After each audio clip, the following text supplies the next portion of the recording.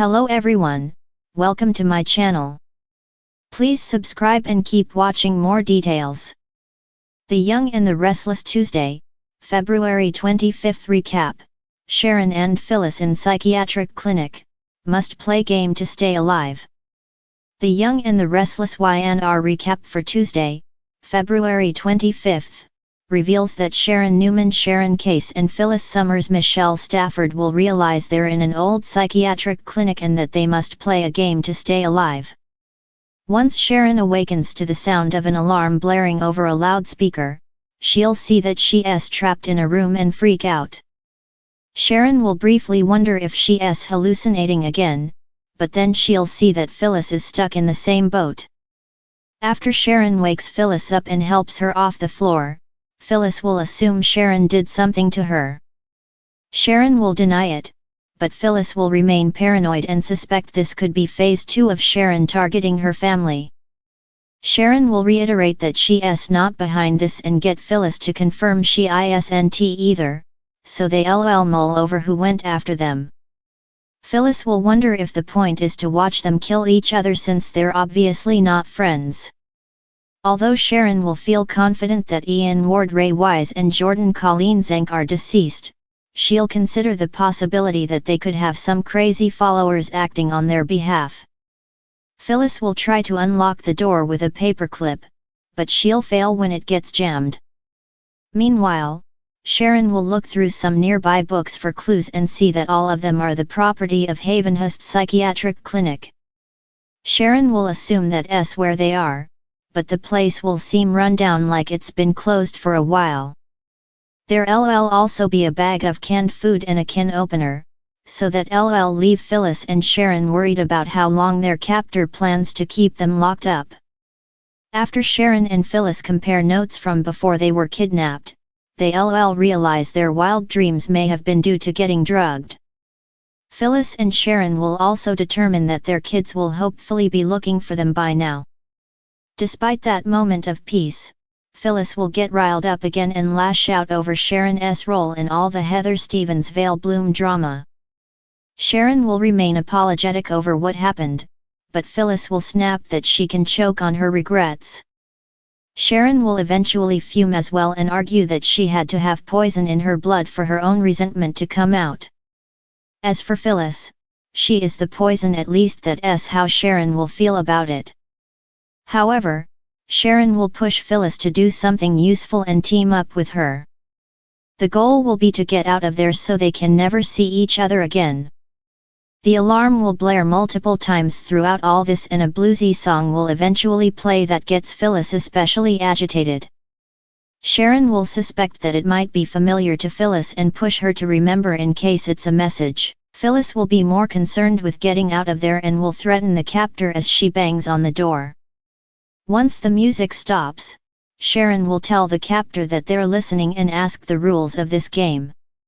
The captor will speak over the loudspeaker with a disguised voice and will refuse to reveal their name.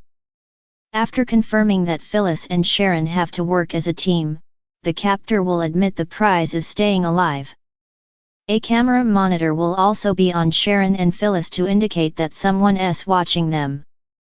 The Young and the Restless spoilers say Phyllis and Sharon will get updates on some shocking news along the way, so stick with us for more predictions on all the twists and turns. In an unexpected twist, The Young and the Restless on Tuesday, February 25th, pushed its plot into thrilling territory, blending mystery and suspense with emotional depth. Sharon and Phyllis, two iconic characters from Genoa City, found themselves unexpectedly trapped in a psychiatric clinic, forced into a high-stakes game that would determine not only their survival but their futures.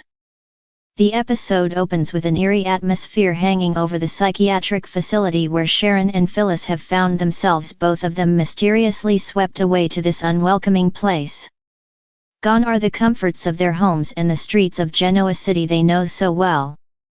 Instead, they are surrounded by stark white walls, clinical lighting, and the sound of echoing footsteps that only seem to amplify the sense of foreboding.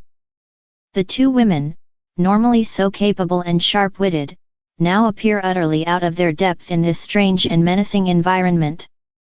As the doors to the clinic close behind them, it quickly becomes clear that this is no ordinary mental health institution. There are no comforting staff members, no kind nurses offering tea or talking them through their fears.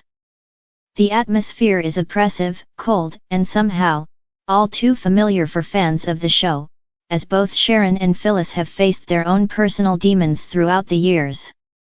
But this time, the stakes are higher than ever. The camera zooms in on Sharon, visibly shaken by the sudden turn of events. Her mind races. What twisted fate has led her here? Why is Phyllis by her side? What are they being subjected to? As she surveys her surroundings, it becomes clear that the clinic is not just an ordinary setting. The walls seem to close in, and Sharon starts to feel the pressure of her past mistakes weighing down on her.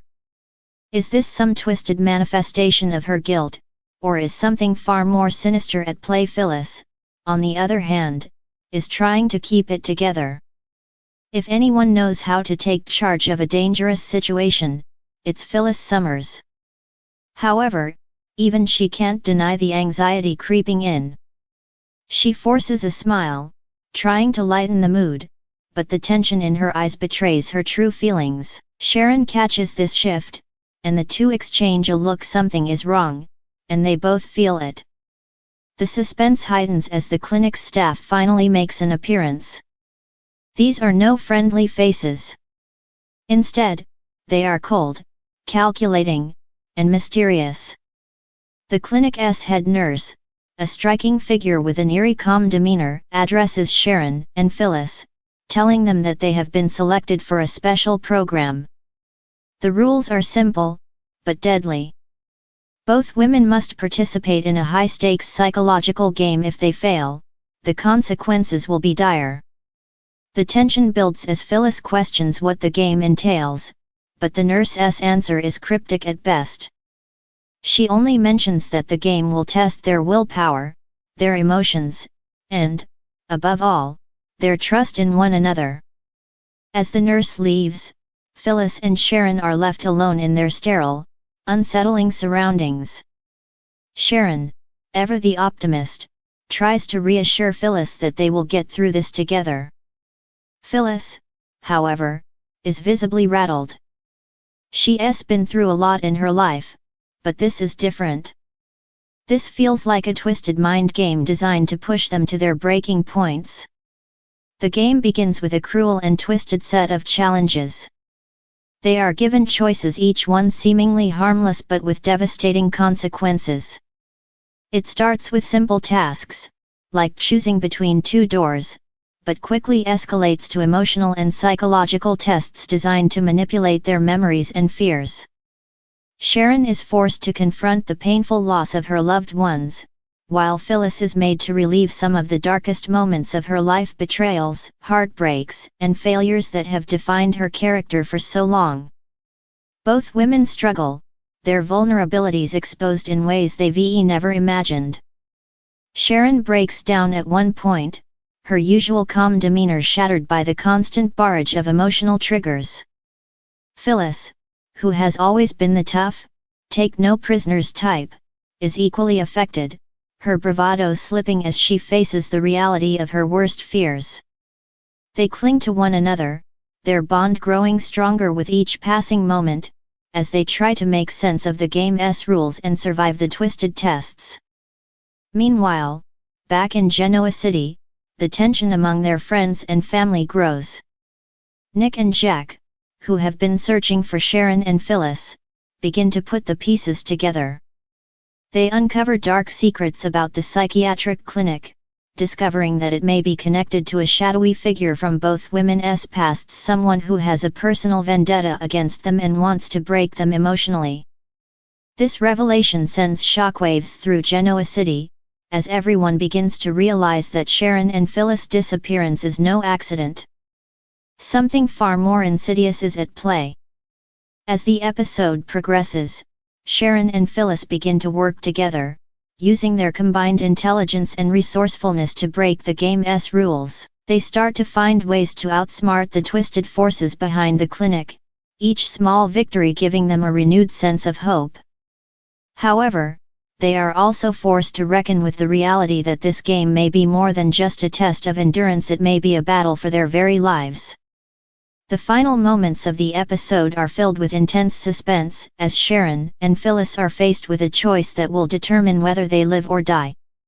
The clock is ticking, and they have no time to waste. Will they outsmart their captors and escape the psychiatric clinic, or will they fall victim to the deadly game? As they exchange a final, determined glance, the screen cuts to black, leaving fans on the edge of their seats, eager for what's to come. In a world where survival is a game, Sharon and Phyllis must rely on each other more than ever before. Their journey is just beginning, and the stakes have never been higher. As the mysteries of the psychiatric clinic unfold, one thing is certain: Genoa City will never be the same again.